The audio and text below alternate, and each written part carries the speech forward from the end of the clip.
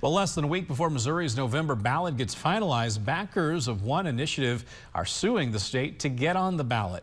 The ballot question would ask voters to approve a new casino license in the Show Me State. Missouri Capitol Bureau Chief Joe McLean looks into where the state said this campaign fell short. These are the state's 8 congressional districts. To put a question on the ballot, you need to get signatures from at least 8% of the voting population in at least 6 of these 8 districts. The problem is District 2. The Secretary of State's office said the campaign was about 2,000 signatures short there.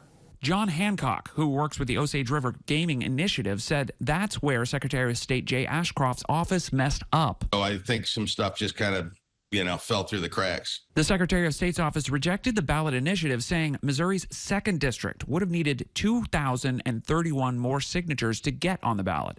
Hancock said he's confident this was an administrative error, one that just needs to be corrected in court. And this is not an uncommon situation in state history. There have been a number of times where initiative petition efforts have been deemed to be unqualified, and then the folks that were doing the petitions have gone to court and rehabilitated signatures that had otherwise been disqualified. One such case is happening right now in Alaska. A court there recently restored a ballot initiative that had been rejected for not having enough signatures. The case is in front of that state's Supreme Court. Time is running out here in Missouri. The deadline for our state's November ballot to be finalized is Tuesday. Still, the Secretary of State's office said there's a 2-week period after that when a court can order changes to the ballot.